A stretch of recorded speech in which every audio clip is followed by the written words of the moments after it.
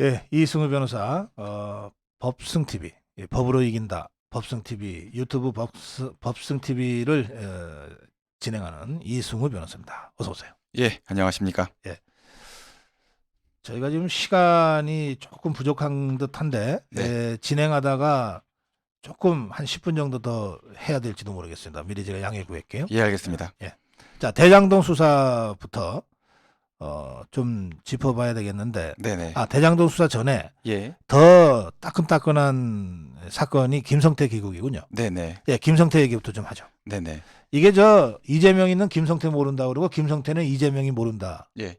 근데 진짜 모를까요? 오늘 재판에서 측근이 예, 김성태랑 이재명이랑 친하다, 예. 잘한다 이렇게 그게 법정. 김성태의 비서실장이었던 사람. 네네. 뭐 그렇게 증언도 하고 있고 이제 이게 많이 착각하는 게 있는데요. 예, 막상 이제 조사를 받으러 들어가서 앉아 보면 네. 제일 크게 느끼게 되는 게 이제 제가 옆에 앉아 있어 들어보게 되면 변호인으로. 네, 옆에 예. 앉아 들어보면 생각보다 많은 사람이 나를 보고 있었구나. 아하. 네, 또 많은 흔적들이 남는구나. 이거를 좀 깨닫게 됩니다. 아하. 네, 그래서 사실은 평소에 우리가 뭐 휴대폰 기록이든 계좌 내역이든 주변에서 누가 날 보고 있는지 CCTV가 날 찍는지 이런 거 신경 못 쓰고 지내는 경우가 많죠. 이제 그런데 막상 그 내용들을 하나하나 정리를 해갖고 동선 대조해서 해보면 뭐 법카 내역도 인스타에 인증샷 찍은 거랑 일치되기도 하고 네. 여러 가지 일들이 또 이제 사람들 통해서 예를 들어서 뭐 김성태 회장 정도 되면 밑에 비서뿐만 아니라 여러 직원이 붙어 있지 않겠습니까? 아하. 예. 또 이재명 대표 정도 되면 사실은 뭐 경기도지사 성남시장 하면 그 옆에 붙어 있는 비서진들도 수십 명입니다. 그러면 어떤 일 했는지 일거수일투족을 본인은 기억 못해도 그 옆에 있던 분들은 다 알고 있죠. 그러니까 네, 착하게 살라고. 그래야죠. 예, 노력하고 평소에 좀 착하게 살라고. 네, 노력하고 있습니다. 네, 아니, 이승우 변호사가 아니고 네네, 도둑놈들한테 하는 얘기입니다. 네, 네. 어? 나쁜 짓 잔뜩 해놓고 막상 그 검사 앞에 가고서 자꾸 거짓말하지 말고. 네, 뭐 처음에 한번 얘기할 때 이제 주변에서 잘 모릅니다. 예. 기억 안 납니다. 몇 번 진술해주면 예. 다른 사람들 다 그렇게 계속 얘기해 줄 거다라고 생각을 하는 착각에 아하. 들어갈 수가 있는데요. 예. 실제 그렇지가 않고 예. 상황이 전개되는 것을 보면 예. 야, 이건 뭐 내가 혼자 거짓말해서 될 문제가 아니구나라고 하면 또 마음이 약한 분들은 솔직하게 얘기를 하게 됩니다. 자, 이 두 피의자죠. 예. 지금 이재명이도 피의자고 김성태도 피의자죠. 두 네네. 피의자는 서로가 모른다, 만난 네. 적 없다 그러는데 네, 이 김성태 비서실장은 둘이가 가깝다고 증언하고 있으면 뭐 막역하다 재판부는 어떻게 판단합니까? 그 진술 자체가 신빙성 있다라는 것을 예. 두 사람은 피의자로서 사실은 진술 거부권을 행사해도 되는 문제에 대해서 적극적으로 모른다 진술을 하고 있는 것이고 거짓말을 했고. 중간에 있었던 비서실장이나 또는 다른 이분 말고도 사실은 등장하지 않은 여러 사람이 있을 겁니다. 아하.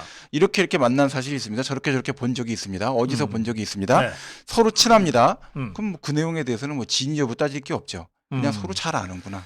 제가 이제 뭐 제가 법률가는 아니지만 네. 그 비서실장이라는 사람이 그 이화영 재판의 증인으로 법정에서 진술한 내용이 있거든요. 그렇습니다. 그러면 이 사람이 만약에 거짓말이라면 위증죄로 위증죄죠. 그렇습니다. 그러니까 죄가 좀 무겁죠. 위증죄. 예, 위증죄로 해서 이 사안이면 사실 전 국민이 관심을 갖는 예. 사안이고 심각하게 뭐 대북 송금을 했느냐 네. 해당되는 뇌물 사건 관련돼서 심각한 피해를 입힐 수 있는 사안 네. 아닙니까?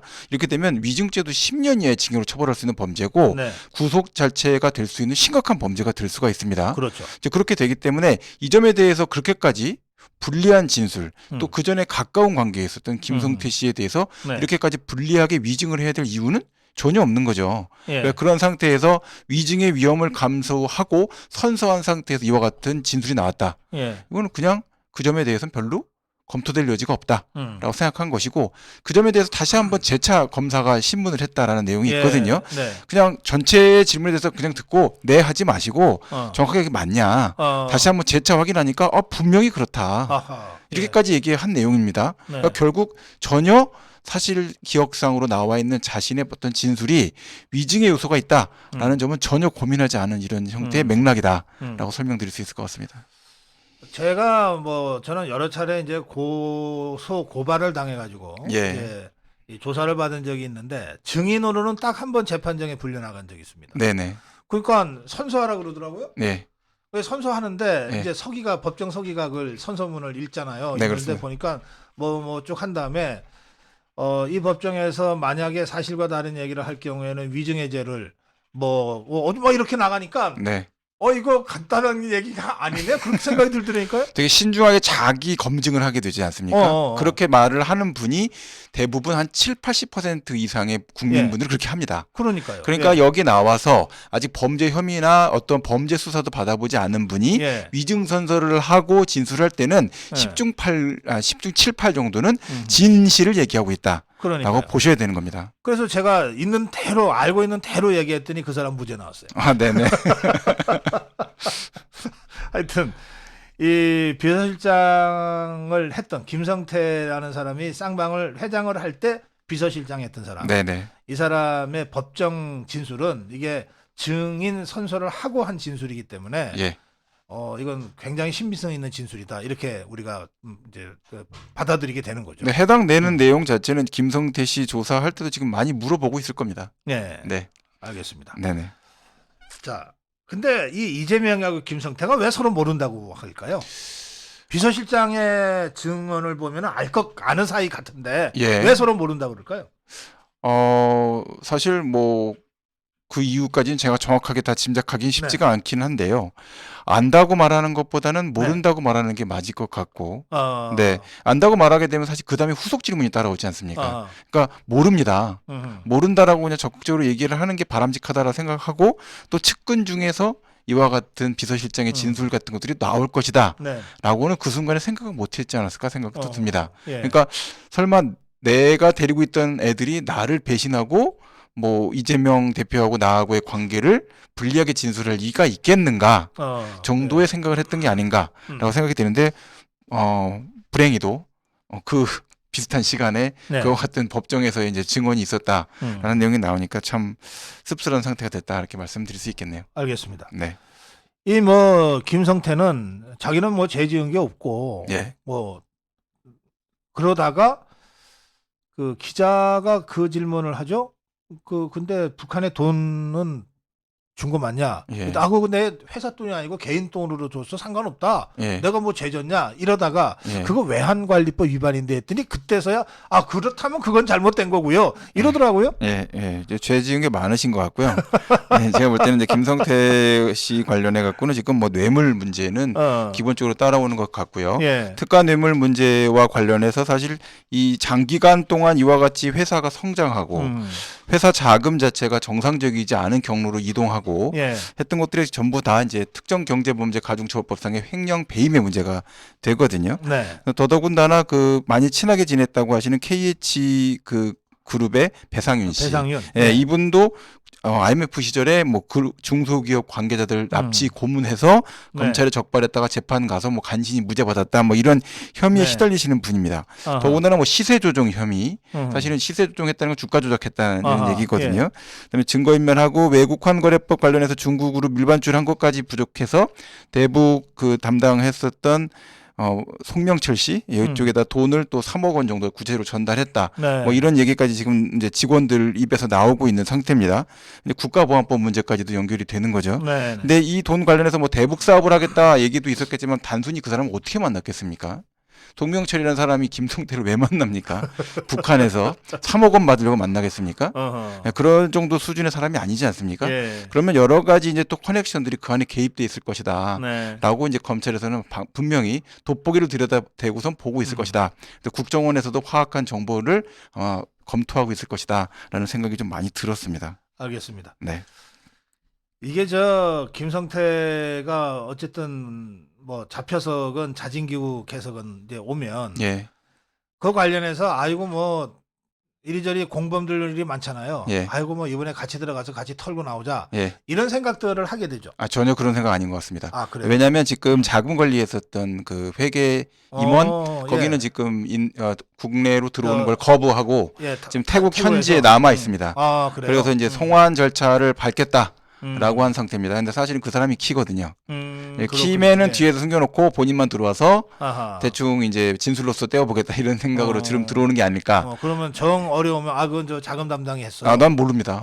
그건 내가 어떻게 합니까? 자금이 알아서 하는 거지. 내가 회장인데. 궁금하면 그 사람 불러서 물어보세요. 나중에 물어보세요. 이렇게 하겠죠. 태국에 있어요. 그거를 놔두고 온 것이다라고 봐서 정상적인 진술을 하겠다는 의도는 전혀 아닌 것 같고요. 해당되는 내용 관련해서는 이제 그 사람에게 떠넘기거나 그 사람이 했던 내용에 대해서 모른다라는 형태로 진술 자체를 교묘하게 쓸 가능성이 높다. 그렇군요. 네. 뭐 태국에서 무슨 우리나라 무슨 음식까지 배달시켜서 먹을 정도로 호화 도피 생활을 했다니까. 아까 아니라고 계속 말하던데 호바 도피는 아니다. 그래요? 네. 뭐 하여튼 그러니까 이게 들어와 갔을 때 한국에 들어갔을 때 어떻게 진술해서 자기 죄를 최소화하고 그러니까 감옥을 가더라도 최소 형량으로 가고 이거 맨날 그거 고민하고 그 구상하면서 시간을 보냈을 것 같은데. 지금 이제 변호인으로 기존에 이제 태평양이 선임이 돼 있었고요. 법무법인 태평양이 이번에 이제 법무법인 광장을 선임을 했더라고요. 탑 5에 들어가는 이제 로펌들인데요. 그거 돈 많이 달라 그러는데 아니에요? 그렇습니다. 돈도 많이 주고 뭐 할 거고 분명히 요새 같으면은 이제 줌 컨퍼런스를 많이 하기 때문에 변호사들하고 이미 사전에 여러 가지 뭐 체포되기 전 단계에서라도 화상으로 여러 가지 얘기를 했을 것이고 또 태평양이나 광장 정도가 되면 베트남이나 이쪽에 법인 자회사로 나가 있는 이런 이제 분사무소들이 있어서 아마 그쪽을 통해서도 여러 가지 이제 뭐 준비들을 했을 가능성이 있다 이런 생각도 좀 듭니다. 근데 이 로펌이나 변호사들은 나쁜 놈들이 돈 주고 변호해 달라고 그래도 다 해주는 것 같아요. 일단 그런 좀 문제점이 좀 있긴 하죠. 네. 저도 뭐 그거에 대해서는 설명을 함부로 드리기가 좀 쉽지가 않긴 한데. 법상으로 이제 보장이 되어 있는 권리를 행사한다는 측면에서 이제 하고 있는 측면이 있고요. 뭐 그건 그렇습니다만. 네네 그렇긴 하지만 사안 관련해서 이제 대법원 판결 중에도 이제 이 변호사법 위반과 관련돼서 정상적인 이 수임 범위를 넘어서는 금전적 수수나 또는 그 범위를 넘어서는 어떤 대리 이런 문제에 대해서는 변호사법 자체가 위반될 수 있다 이런 판시 사항이 나온 적도 있었거든요. 지금 내용들을 보면 사실은 이제 변론권을 좀 남용하는 측면이 강하다 이렇게 설명드릴 수도 있겠습니다. 알겠습니다. 네.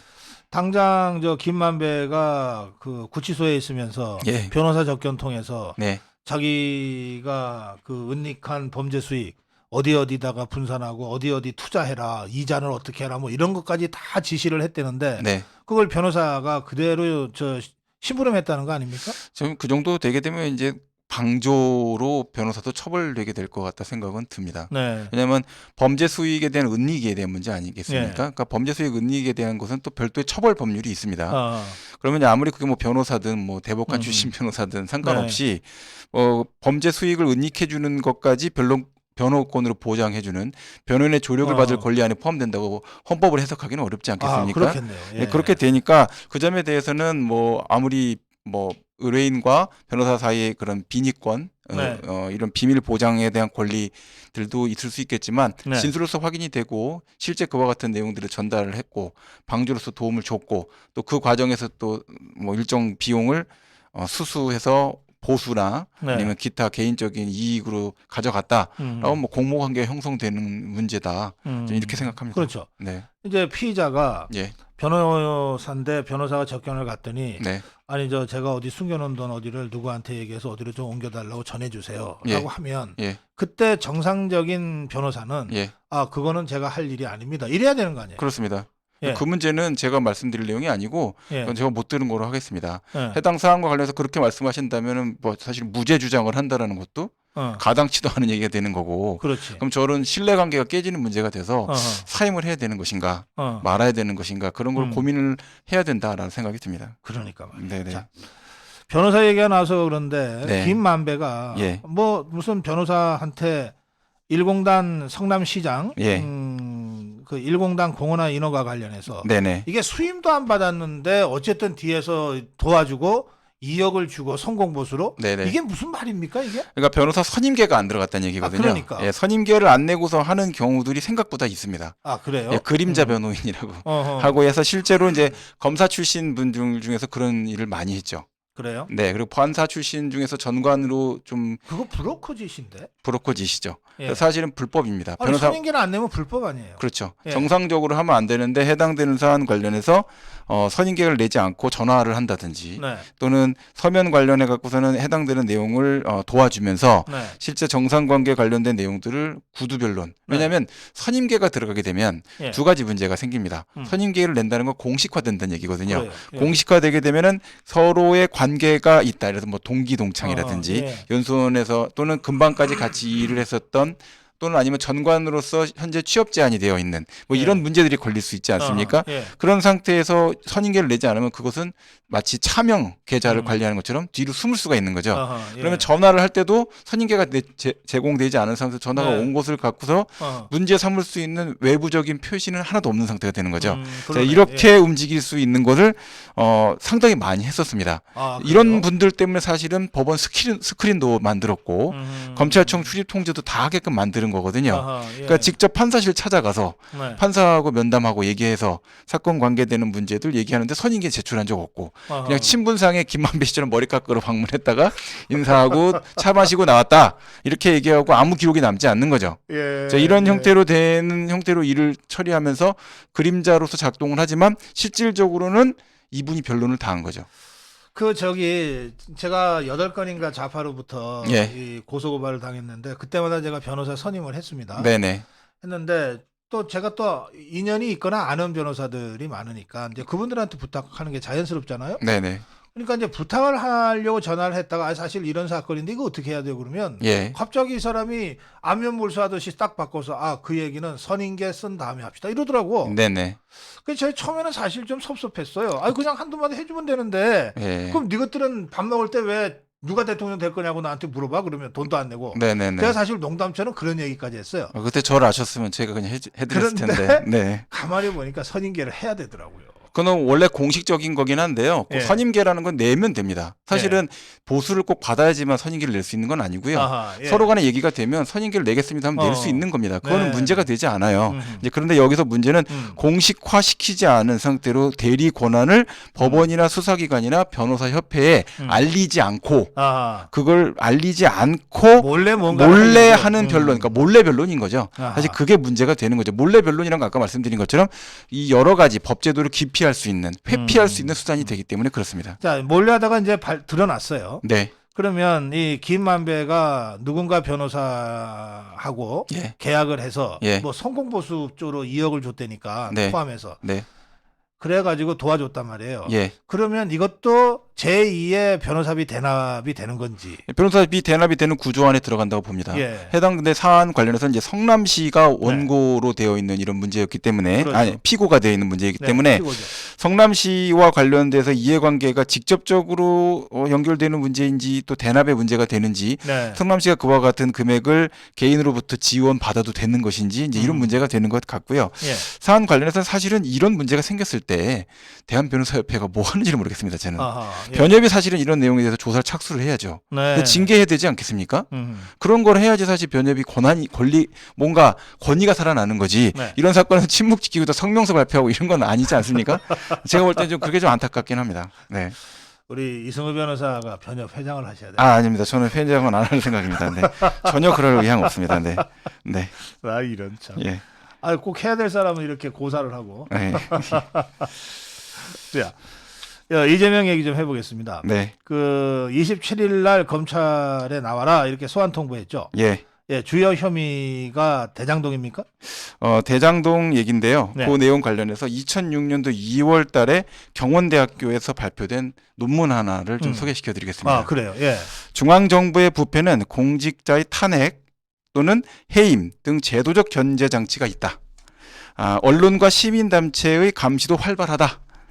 그러나 지방 선출직 공직자에게는 형사상 유죄 판결을 받는 것 외에는 어떠한 견제 수단도 존재하지 않는다. 이 누가 쓴 글인지 아십니까? 그 이재명 석사 논문 아니에요? 맞습니다. 그 제목도 지방정치 부정부패 극복 방안에 관한 연구입니다. 근데 그 논문 표절이라 그래가지고. 이 표절을 했어도 본인이 짜집기를 했을 거 아닙니까? 그러니까. 예, 2006년도 2월에 지금 이제 성남시장 낙선하고 2008년 총선 낙선하고 2010년도 성남시장 되기 전에 이 논문을 썼습니다. 그러니까 부정부패와 관련된 지방 정부의 부정부패에 대한 모든 내용을 연구해서 써놓은 논문입니다. 이제 그렇게 연구를 한 거죠. 이제 표절을 해도 제대로 있다고 난 보는데 네. 어쨌든 저게 표절 시비가 붙으니까 네. 뭐 난 이름도 없는 대학교에 석사 논문 필요 없어요. 그리고 반납을 했어요.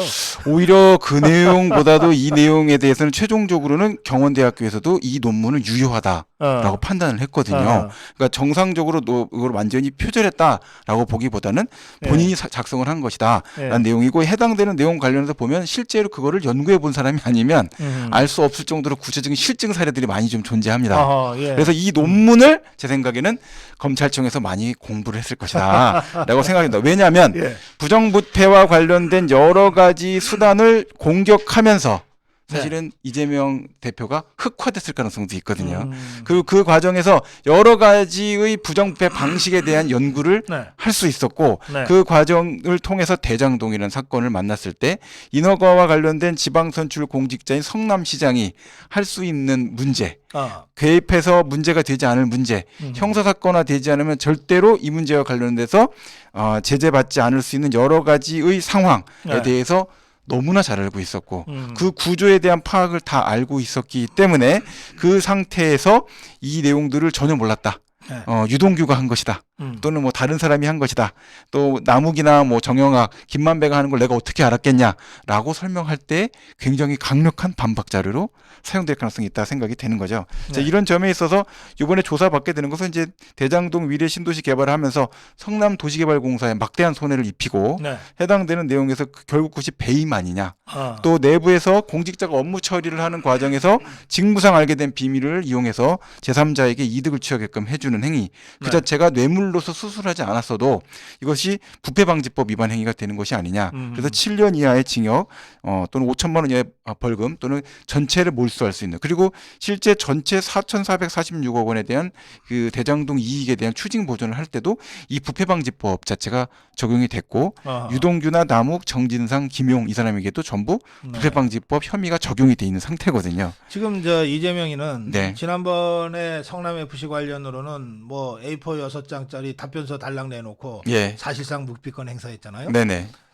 이번에는 어떨 것 같습니다? 안 나갈 것 같습니다. 안 나가요? 네, 제 생각에 버틸 것 같습니다. 왜냐면 소환에 불응하는 쪽으로 방식을 잡지 않을까 생각이 듭니다. 왜냐하면 지금 진술을 한번 나가서 여러 가지로 이제 공격당하는 상황을 직접 경험해 보지 않았습니까?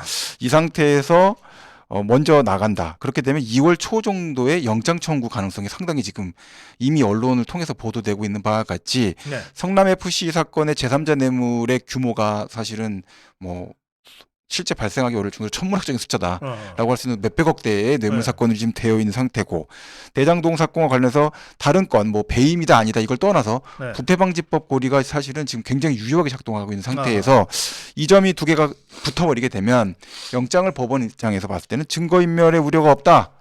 뭐 해당되는 사람의 범죄의 중대성이 없다, 범죄의 소명 정도가 부족하다, 이렇게 기각시키기가 어려운 정도의 구도 안에 들어와 있다고 봅니다. 그러면 현재에서 이제 생각을 해본다면 소환 조사 일정을 최대한 연기하는 방법. 그러면 이 조사가 이루어지지 않은 상태니까 성남 FC만 갖고 영장을 칠 것이냐 말 것이냐, 이 부분에 대한 고민이 좀 깊어질 수가 있다 생각을 하거든요.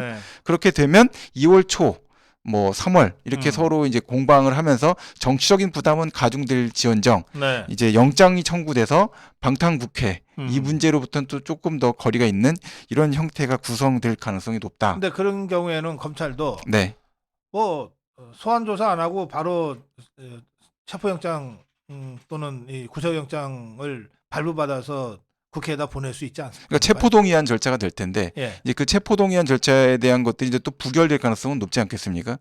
그렇게 됐을 때는 그 형태에 대해서는 뭐 조사가 아직 안 된 상태고 최종적으로 대장동 사건 관련해서 이재명 대표를 기소하면서 본인의 어떤 진술을 전혀 확보하지 않은 상태로 기소한다는 건 제가 볼 때 굉장히 위험할 수가 있거든요. 그래서 불가피 이 소환 조사는 필요할 것이다라고 생각이 됩니다. 알겠습니다. 그런가 하면은 이 박영수 관련해서 잊을만 하면 나오고 잊을만 하고 나오는데 이게 50억 클럽에 나가 있으면은 당연히 전면 조사를 해야지. 저도 그렇게 생각합니다. 아니 이걸 왜 수사를 안 하는지 모르겠어요. 근데 자꾸 나오잖아요. 이거 어떻게 봐야 되지? 저도 이제 이 부분 관련해서 여러 가지 생각을 좀 해봤는데요. 이 박영수 전 특검 관련해서는 사실은 여러 가지 그 금전적인 관계가 장기간에 있었다라는 얘기들을 루머 형태로 제가 굉장히 많이 듣습니다. 예, 네, 예. 그래서 돈과 관련돼서 굉장히 좀 뜻이 있으신 분이었다. 이런 이야기들도 많고 네. 또 그렇게 갖고 있는 여러 가지의 금전적인 힘을 갖고 많은 뭐 검사 또는 정치 언론계하고도 많이 연결고리가 있다. 네. 이렇게 얘기가 지금 있는 것 같습니다. 그러면 이렇게 됐을 때 가장 큰 문제는 기존에 같이 가깝게 지냈던 분들이 이로 인해서 이제 자기에게 불똥이 튈 것들 걱정하고 있는 문제가 생길 수가 있고요. 예. 문을 열었을 때 여기서만 끝나는 문제가 아니라 판도라의 상자가 열리는 것 같은 이런 문제에 대한 걱정들을 하는 사람이 한두 명이 아닌 것 같다. 이런 생각이 좀 많이 듭니다. 네. 그래서 드는 그냥 전문에 의하면 이게 사실관계인지 모르지만 기자 출신 어떤 분 전문에 의하면 네. 강남에서 술 먹다가 누구 부르면 그냥 누구누구가 막 뛰어오고 무슨 뭐 땡땡 검사가 뛰어오고 네. 뭐 누가 오고 뭐 누구야 빨리 와라 그러면 그렇게 해서 같이 술 먹는 일이 비일비재했었던 이런 형태였다는 얘기들도 있거든요. 네. 그렇게 된다고 해서 사실 보면 수사가 사실 제대로 진척이 안 되고 전개가 안 되는 이런 측면이 있고 50억 클럽 안에 들어있는 그 곽상도 전 의원만 사실은 구속영장까지 발부된 사안을 보면 현실성이 있고 구체성이 있는 얘기들이 있었기 때문에 구속이 된 거 아니겠습니까? 근데 그 안과 관련해 갖고서 뭐 권순일 전 대법관 또 지금 이제 박영수 전 특검 또 최재경 이 문제와 관련해 갖고는 지금 수사가 이루어지지 않는다고 한다면 수사의 진정성에 대해서 공격당하는 것으로부터 검찰이 완전히 자유롭기는 어려울 것 같다. 곽상도는 곽상도의 아들이 거기 화천대유에 근무하면서 뭐 이렇게 돼서 됐다는 거 아니에요? 똑같은 구조가 박영수에게 적용되잖아요. 네, 그 그렇습니다. 딸이니까. 이거. 네, 그렇습니다. 그리고 뭐 아파트 분양도 받고 이 딸은. 그런데 곽상도는 구속돼서 지금 중형을 선고받고 지금 재판 중이잖아요. 그렇습니다.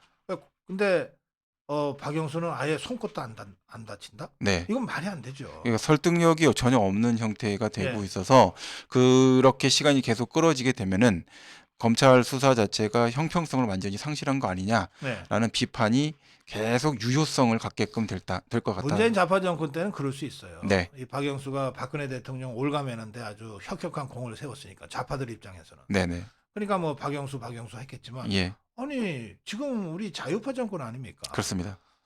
더구나 이 박영수에 대해서는 그 무슨 가짜 수산업자 사기꾼한테 차 공짜로 탔다가 포르쉐 나중에 돈 얼마 줬다는 그거 하나 갖고서 아니 지금 50억 클럽에 이름이 올라가 있고 지금 140억 가까이가 박영수의 가까운 인척한테 간 것이 확인이 됐는데 고작 몇백만 원짜리 이거 가지고서 지금 수사 다 했다고 한다는 게 말이 됩니까? 거기에다가 또 뭐 이기성 씨 그 외사촌이라고 하는 그분도 100억 뭐 109억 뭐 140억 받았다라는 그런 구체적인 진술들도 계속 나오고 있는데 그 점에 대해서는 수사가 전혀 이루어지지 않고 있다 보니까 이제 과연 수사가 범죄를 전체를 다 발본색원하겠다는 의지를 갖고 이루어지는 것인지에 대한 이 더불어민주당의 공격이 가끔 그게 유효한 의미가 있지 않았는가라는 좀 의문을 갖게끔 만드는 부분을 만들어 나가는 것 같습니다. 알겠습니다. 네.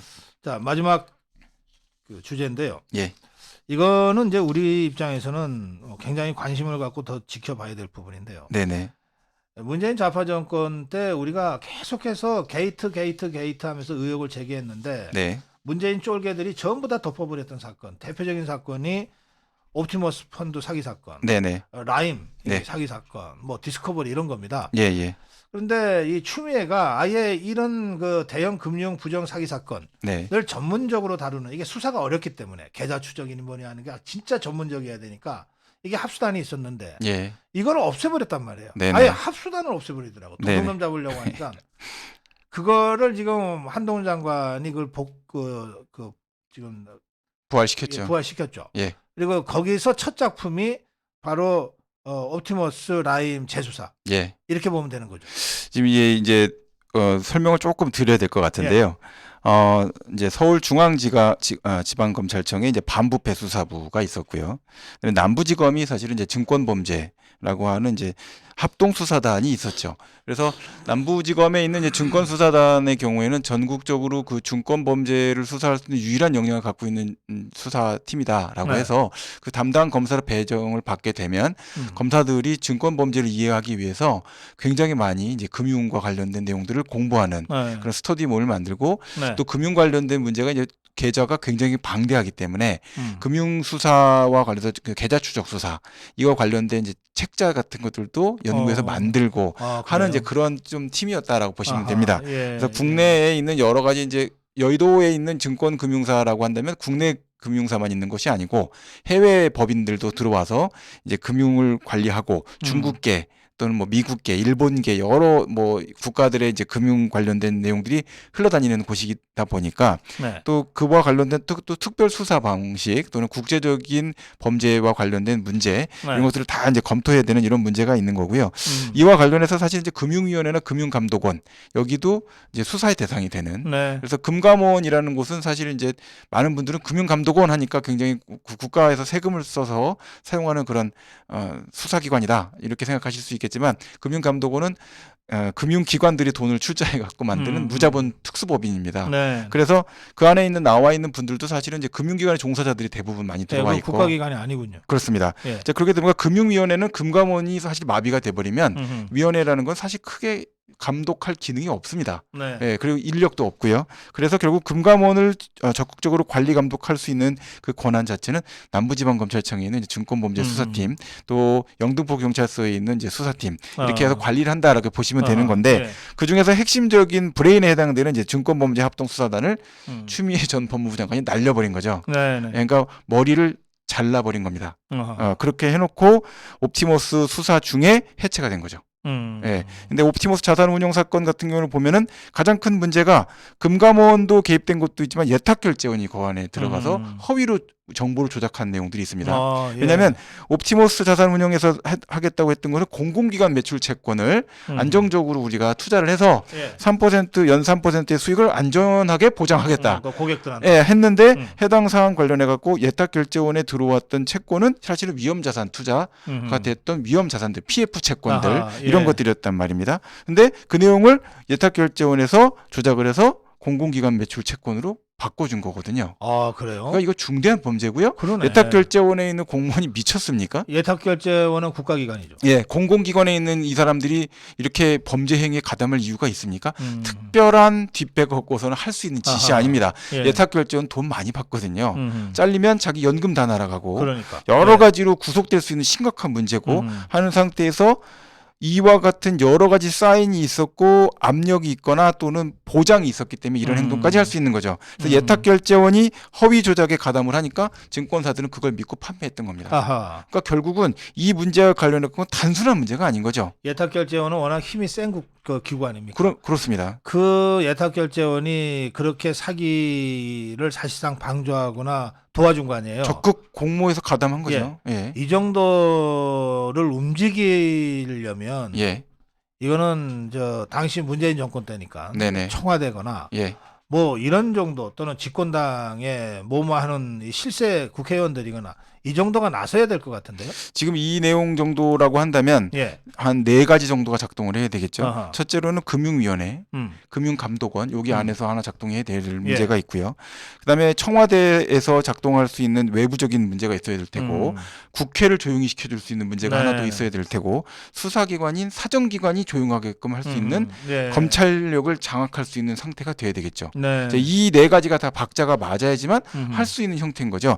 예탁결제원에서 이와 같은 내용들을 전산 조작한다.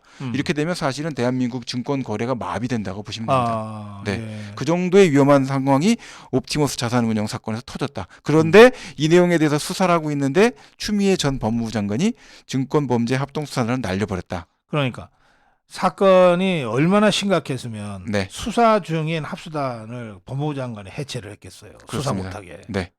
그래서 그 순간 수사가 중단돼 버린 거죠. 중단됐죠. 그렇게 되고 나서 발생된 사건이 결국 라임 자산운용 사건입니다. 알겠습니다. 자, 오늘 시간이 좀 부족해서 일단 여기까지만 하겠습니다. 지금 이 합수단이 다시 부활해서 옵티머스 라임 디스커버리를 차례차례 재수사하겠다고 하고 있으니까 이 사안은 오늘로 끝나는 사안이 아니라 이제 시작되는 사안입니다. 그렇습니다. 예, 그래서 앞으로 이 사건 관련해서는 처음부터 이 사건이 어떻게 시작돼서 어떤 구조로 어떻게 해서 수많은 서민들을 울렸는가 예. 이런 점들을 우리 이승우 변호사를 통해서 참 자세하게 알려드리도록 하겠습니다.